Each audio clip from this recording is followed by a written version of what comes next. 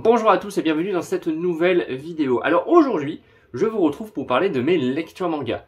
Oui, avec une semaine de retard, tout à fait. En ce moment, je suis désolé, mais mon rythme pour faire les vidéos est chaotique. C'est le bordel. Voilà, c'est la merde. Je tourne mes vidéos avec tout le temps beaucoup de retard. Voilà. Après, je vous avais dit dimanche, mais pas quel dimanche? Non, en vrai, non, c'était dimanche dernier et du coup je sors cette vidéo avec une semaine de retard. La semaine prochaine, normalement, est nettement plus calme, donc il y aura des vidéos comme d'habitude en fait, c'est-à-dire le vendredi dimanche. Non, le mercredi dimanche, ça c'est sûr, et peut-être le vendredi si jamais j'ai de l'inspi, mais je vous l'avais dit, j'avais de l'inspi. Bref, je vais pas revenir là-dessus.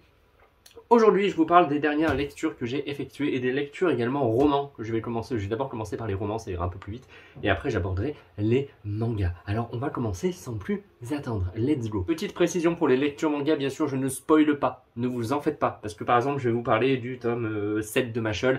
Je vais pas non plus vous raconter toute l'histoire du tome 7 pour ceux qui n'ont pas commencé la série ou pour ceux qui n'auraient pas encore lu le tome. Je vais simplement vous dire ce que j'en ai pensé et ce qui se passe, en gros les grandes lignes de ce tome-là, mais en essayant d'en dévoiler le moins possible. Donc pas de spoil, ne vous en faites pas. Alors d'abord, côté roman, il y en a trois que je vais vous présenter très rapidement. Tout d'abord, le roman Agence Lovecraft. Donc ça c'est le livre 1, Le mal par le mal. C'était une histoire que j'avais adorée. Je l'avais lu il y a déjà 6 mois, je crois, 5 mois, 6 mois, je sais plus quand je l'avais acheté, et je vais pas tarder de recevoir le tome 2 par Gulfstream, pardon. Du coup, je vais me replonger dans la lecture du tome 1 pour pouvoir commencer le tome 2 bien sereinement. Et puis, vous voyez, c'est quand même écrit assez gros. Donc au final, il y aura quand même pas de souci pour le relire assez vite. Et en plus, je vais à Paris ce week-end, donc j'ai quand même 6 heures de train aller-retour, donc 6 heures le vendredi matin et 6 heures le dimanche. Donc je pense que je vais emmener ce roman-là, pouvoir le lire, et je pense que je le terminerai en 6 heures, parce que clairement ça se lit très vite. Il y a beaucoup trop de traits dans ma phrase, ça va pas du vite fait pour l'histoire. On va suivre Ryan, Marie et Sergei qui ne se connaissent absolument pas, mais qui ont un point commun, ils ont tous des pouvoirs, et du coup ces pouvoirs sont convoités par de mystérieux individus assez chelous. J'en dirai pas plus, voilà, pour ne pas spoiler, mais en tout cas, j'avais été hyper méga intéressé parce qu'il faut savoir que j'adore tout ce qui touche à l'univers de Lovecraft et je n'avais absolument pas été déçu par ce tome 1. Je vais le relire, je pense que je lirai également le tome 2, comme ça je vous en reparlerai dans un prochain update lecture. Mais bref, je vous en reparlerai. Si jamais vous aimez Lovecraft et la littérature jeunesse, je vous recommande vraiment Agence Lovecraft. C'est super sympa, ça se lit assez vite et les romans sont au prix de 15 €, donc ça va, c'est pas très cher. Et en plus, il y a une très jolie édition. Moi, j'aime beaucoup. On a le droit à des petites illustrations comme ça, vous voyez, au début, c'est super sympa. Et puis en soi, le livre est quand même un très bel objet. Donc voilà pour l'Agence Lovecraft. Ensuite, autre roman que je traîne déjà depuis quasiment 2 ans, je crois. Il s'agit de La Passe Miroir, le tome 1. Alors comme vous pouvez voir, il me reste ça à lire. J'ai quasiment fini, sachant que j'avais acheté ce coffret-là à 80 balles sur un énorme coup de tête et que j'ai lu pour l'instant à peine le tome 1 et pourtant j'adore. Donc lui, il faut absolument que je me dépêche de le finir. J'allais dire, je vais aussi l'emmener à Paris pour le lire dans le train, mais si jamais je l'emmène à 450 livres, tout ça pour terminer, comment vous dire, tout ça pour finir par regarder des vidéos YouTube pendant 3 heures de train. Parce que oui, c'est tout à fait possible, oui. Si, je vous jure, je suis capable d'emmener 500 livres et d'en lire aucun parce que je vais regarder des vidéos YouTube. Bref. La Passe Miroir, il faut absolument que je le termine parce qu'en plus j'adore. Et le dernier roman que je vais commencer, il s'agit de Mémoires de la forêt. Donc ça, c'est par le patron de la librairie Le Renard Doré à Paris, pour ceux qui connaissent, et je pense que vous êtes nombreux à connaître, surtout si vous lisez des mangas. Ça m'a l'air super sympa. C'est un livre qui est écrit quand même très gros, parce que bon, c'est quand même de la littérature... Oula, mais dis donc, je bug. C'est quand même de la littérature jeunesse, il me semble. Hein. J'ai trouvé ça dans le coin très jeunesse de ma Fnac. Et déjà, quand j'ai vu la couverture, je me suis dit, ouh, toi, tu vas m'intéresser. J'ai lu le résumé et ça m'a tout de suite intéressé. Pour le résumé, c'est dans la forêt de Bellecorse, au creux du chêne, où Archibald Renard tient sa librairie. Chaque animal qui le souhaite peut déposer le livre qu'il a écrit et espérer qu'il soit un jour acheté. Depuis que ses souvenirs le fuient, Ferdinand Taupe cherche désespérément à retrouver l'ouvrage qu'il a écrit pour compiler ses mémoires, afin de se rappeler les choses qu'il a faites et les gens qu'il a aimés. Déjà, j'ai lu ça, j'étais là, mon Dieu, ça m'a l'air tellement mignon. Ça m'a l'air beaucoup trop mignon. Ah, je suis fan. Et forcément, le livre que notre cher Taupe veut récupérer a été acheté. Du coup, ils vont partir à l'aventure. Enfin, à l'aventure. Dans un périple à travers la forêt.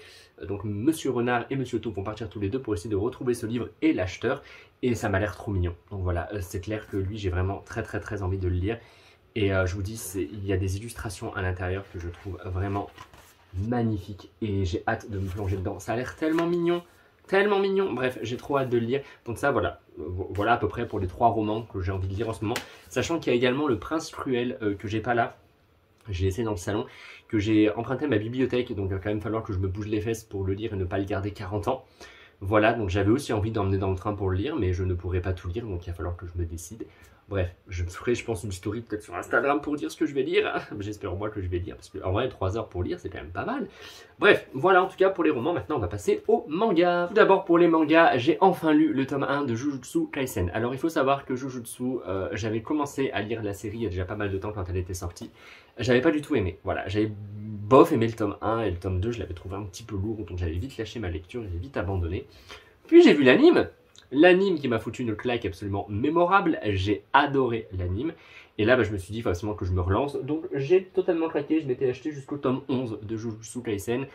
Et en plus, le film m'a fait adorer le tome 0. Voilà, enfin du moins, le film m'a fait adorer l'histoire du tome 0 que j'ai toujours pas lu.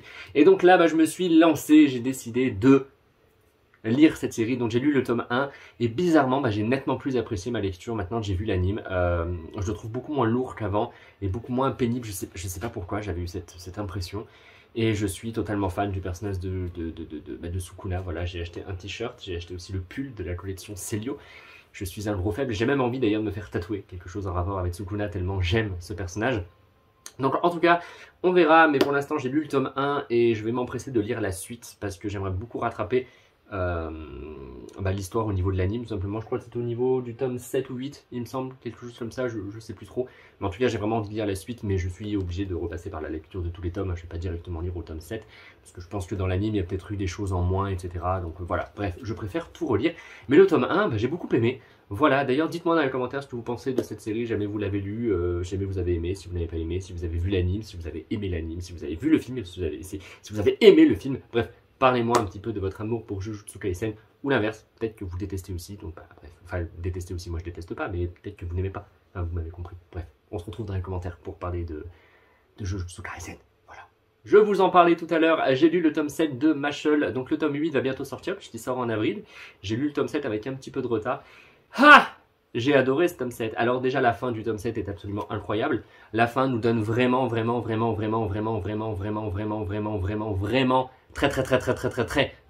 de lire le tome 8. Je peux pas vous en dire plus parce que je ne veux pas vous spoiler, mais la fin du tome est juste incroyable. Elle est tellement puissante, tellement badass, tellement waouh. Tous ces personnages là. Ah, ça promet un tome 8 parfait. Mashle déjà c'est la série que j'adore depuis le tome 1, j'ai eu un véritable coup de cœur pour ce côté très potterien, très potteresque, je sais pas comment on peut dire, mais j'aime vraiment beaucoup, j'adore les personnages, ils me font extrêmement rire, surtout le personnage de Mash qui a toujours des choux à la crème dans ses poches. Chose absolument impossible en vrai, imaginez vous balader avec des choux à la crème dans vos poches. Moi par exemple j'adore les bavarois et les fraisiers, j'imagine me balader avec des mini fraisiers dans mes poches. J'imagine pas vraiment l'état de mes poches après une journée, quoi. Ça, surtout une journée à la Mashle, c'est-à-dire une journée où on se bat, où on court partout, où on se fout sur la gueule, où on s'envoie dans les murs, etc. Mais non, Mash a tout le temps un chou à la crème en très bon état dans ses poches. Et il me fait vraiment beaucoup trop rire. Et là, en fait, pour vite fait vous relire, en fait, on est aux épreuves pour prétendre au titre d'élu divin. Et en fait, il y a toutes les épreuves en fait qui vont se poursuivre. Et je ne peux rien vous dire de plus, sinon je vais vous spoiler. En fait, ça sert à rien que je vous en parle, tout simplement parce que j'ai pas envie de vous spoiler, et déjà le dos, enfin du moins le résumé derrière, spoil un petit peu, mais ce que je peux vous dire de ce tome 7, c'est que ça reste vraiment dans la lignée des tomes précédents. C'est drôle, c'est efficace, il y a de l'action, c'est badass, les personnages, les méchants. Vous savez, genre par exemple dans Demon Slayer, je kiffe vraiment les méchants parce qu'ils sont extrêmement badass. Et dans Mashle c'est pareil, voilà, il y a certains méchants qui me...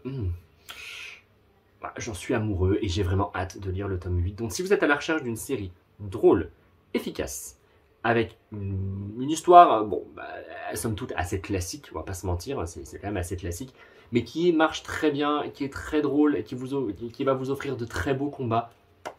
Mashle, je vous le recommande vraiment. Et si vous êtes fan de Harry Potter, je pense que vous allez aimer. Après, certaines personnes ont été un peu rebutées par le côté vraiment plagiat de Harry Potter. Parce que oui, il y a quand même... c'est pas dit, mais...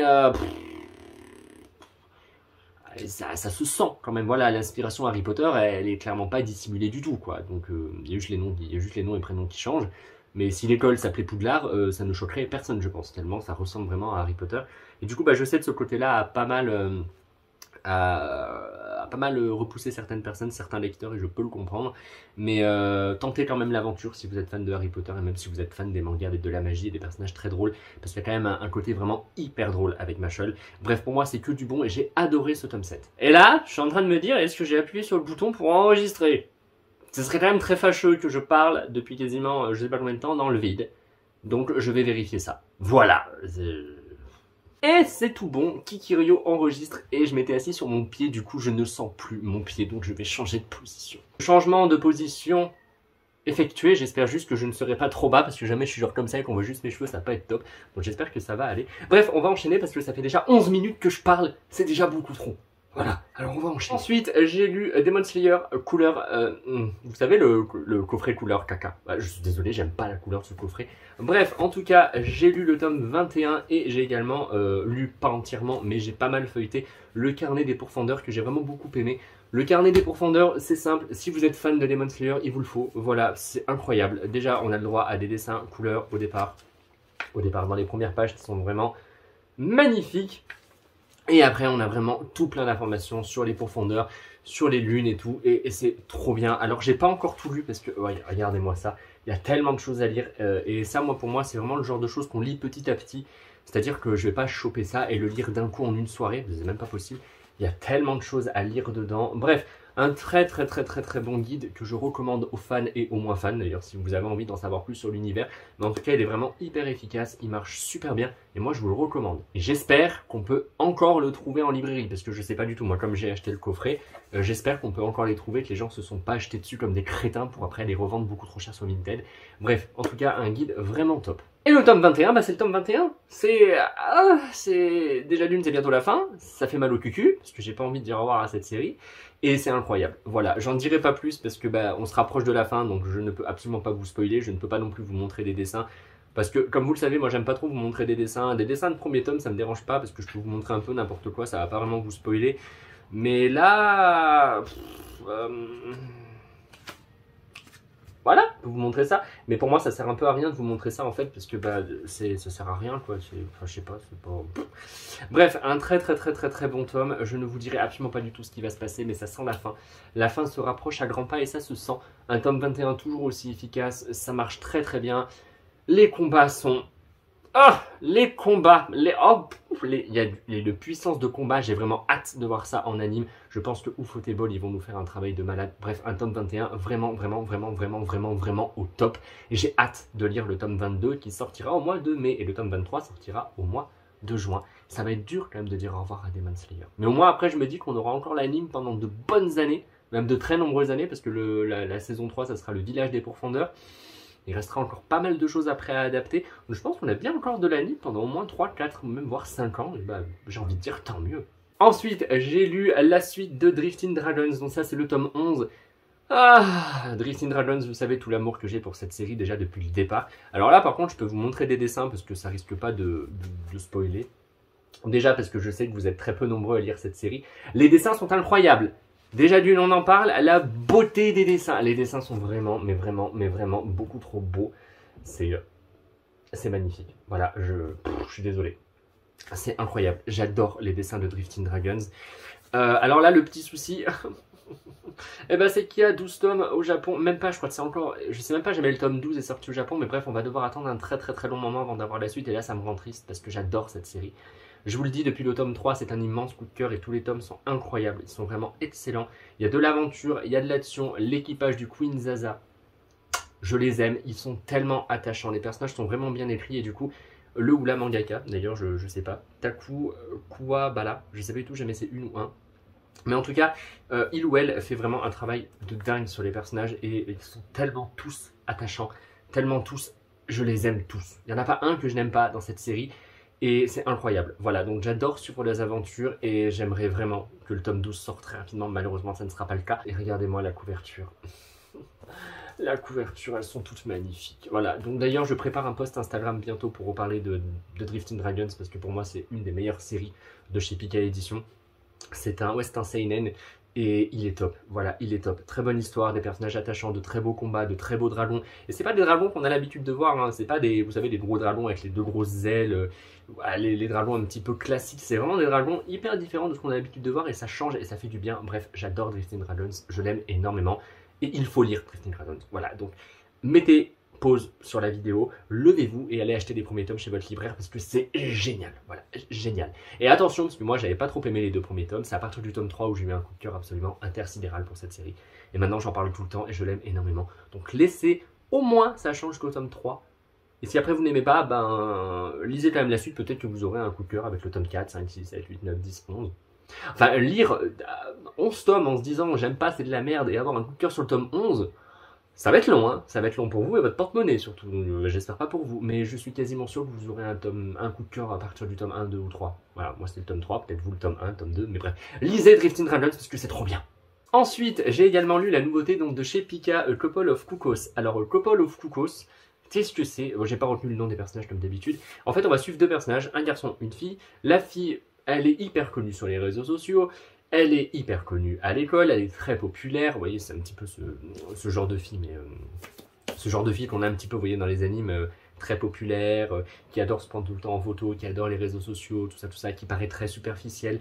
Et puis d'un côté, on a un garçon qui lui est hyper studieux, il passe son temps à travailler, il n'a pas d'amis, il veut pas d'amis. Lui, ce qu'il veut, c'est travailler, travailler, travailler, réussir, réussir, réussir. Sauf qu'on constate très rapidement que la famille de la fille est une famille, au final, c'est qui lui colle assez bien, genre très riche, très posée, très calme, alors qu'elle est un petit peu plus folle, un petit peu plus, vous voyez. Et puis on a la famille du jeune homme qui lui par contre est totalement, vous voyez, un peu déchaîné, tout le temps en train de crier, une famille totalement à l'opposé de ce qu'est le gamin. Et en fait on apprend que les deux bébés ont été échangés à la naissance. Voilà, oui, ils ont été échangés à la naissance, voilà. Et là déjà on comprend un petit peu plus pourquoi les familles correspondent pas forcément. Quoique comme je vous le dis encore, la famille de la fille est beaucoup moins choquante que la famille du jeune homme.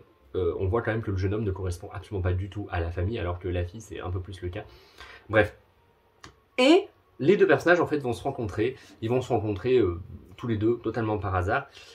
Et il va se passer une suite d'événements qui fait que ils vont se revoir un tout petit peu plus tard, voilà, lors d'un dîner entre les deux familles, parce qu'en fait les deux familles aimeraient bien que c'est en gros que les deux enfants se rencontrent tout simplement. Alors bien sûr les familles ne veulent pas échanger ou changer d'enfants, et là les parents ont la très bonne idée de les fiancer tous les deux, comme ça ils appartiendraient à la même famille. Est-ce que c'est une bonne idée ou pas? Ça, je vous laisserai lire la suite pour voir un petit peu. Mais ça m'a fait... La situation est tellement drôle. Ce moment au restaurant où déjà le gars se rend compte que la fille, en fait, il l'a déjà vue et qu'il s'est passé quelque chose juste avant de très drôle qui rend le moment encore plus drôle que prévu. Mais alors toute la suite, elle s'est explosée de rire. Et alors la suite des deux tomes, déjà on se rend compte que la famille de la fille est totalement barrée. Mais vraiment totalement barrée. Le père est totalement fou. Il va avoir quand même une idée assez bizarre pour essayer de les rapprocher tous les deux qui m'a fait exploser de rire. Le tome 1 est vraiment très bon, mais pour moi c'est vraiment le tome 2 le meilleur, parce que le tome 1 introduit un petit peu les personnages, introduit un peu l'univers, ce qui s'est passé, pourquoi est-ce qu'ils ont été échangés, tout ça. Alors que le tome 2, on va vraiment commencer à rentrer dans leur vie à tous les deux, ils vont devoir un petit peu rester ensemble, tout ça. Et ça m'a fait vraiment extrêmement rire. J'ai vraiment hâte d'avoir le tome 3. Il faut savoir d'ailleurs que c'est par la mangaka qui a fait Yamada-kun and the Seven Witches, qui est juste là, mais que vous ne verrez pas, donc je sais pas pourquoi je vous la montre. Mais j'avais adoré cette série, et là, ça reste vraiment... On sent ce côté totalement barré et déjanté de la mangaka, et j'adore. Et j'ai vraiment hâte de lire le tome 3. Donc là, si vous cherchez une série what the fuck, avec des personnages totalement fous, et je vous assure que les parents sont presque plus fous que les enfants, que les deux, du moins que les deux acteurs principaux, que les deux personnages principaux, n'importe quoi les acteurs. Et c'est vraiment à mourir de rire. Il y a des gags qui marchent tellement bien, qui m'ont vraiment fait rire, des situations qui m'ont vraiment fait rire. Donc je vous le dis, une série légère qui fait vraiment du bien. Quand on la lit, on se sent tout léger, c'est drôle. Il n'y a pas d'enjeu de malade non plus, il n'y a pas un scénario de ouf non plus. Mais ça marche bien et c'est marrant. Donc voilà, une série marrante avec de beaux dessins. Je vais vite vous montrer quand même les dessins. Hop, voilà. Alors il y a un petit côté ecchi quand même qui est assez léger. Ouais, si ça va. Le côté ecchi est quand même assez... Oui, si ça va. C'est quand même assez léger. Parce que moi qui suis pas trop fan des ecchi en général, là en fait ça allait. Ça m'a pas du tout gêné dans ma lecture. Mais en tout cas, c'est vraiment du bon. Voilà, faut vraiment lire Couple of Cuckoos si vous voulez une série pour vous fendre la poire, rigoler, dans la légèreté, la tranquillité. Vraiment, c'est une série que je vous recommande. Et c'est toujours en cours au Japon avec 10 ou 11 tomes. Et le prochain tome sortira en mars, avril, mai, au mois de mai. Mais comme d'habitude, de toute façon, je vous mettrai des précisions dans la vidéo. Voilà pour Couple of Cuckoos. D'ailleurs, n'hésitez pas à me dire si jamais vous avez lu certains de ces tomes pour en parler avec moi, pour voir ce que vous en avez pensé, etc. Si vous êtes d'accord avec moi ou à l'opposé, si vous n'êtes pas du coup d'accord, si vous avez détesté certaines lectures que moi j'ai adorées. Bref, écoutez, c'est terminé, voilà. Je vous ai présenté tout ce que j'ai lu dernièrement. Honnêtement, j'en ai lu un peu plus, mais je préfère ne pas trop vous en présenter, sinon la vidéo va durer 40 minutes. Déjà que là, elle doit dépasser les 20 minutes, donc bon, voilà. Après, avec le montage, j'arrive quand même à enlever pas mal de choses, notamment les choses où je bafouille comme un petit porc. Mais bref, en tout cas, merci beaucoup d'avoir regardé cette vidéo. Et moi, je vous retrouve mercredi pour une prochaine vidéo. Ça sera une vidéo top, ça fait longtemps que je vous en ai pas fait. Et oui, elle est déjà prête. Oui, oui, tout à fait. Donc là, je vous vois derrière votre écran en train de me dire mercredi, tu vas encore revenir dans 2 semaines, tu vas voir, petit con. Eh ben non, elle est déjà prête. Et donc, elle n'est pas encore montée, mais au moins elle est filmée. Donc mercredi, vous aurez une prochaine vidéo. Bref, je vous souhaite à tous un très très bon week-end, plein de bonnes lectures, plein de bonnes choses. Et à mercredi pour une prochaine vidéo sur ma chaîne.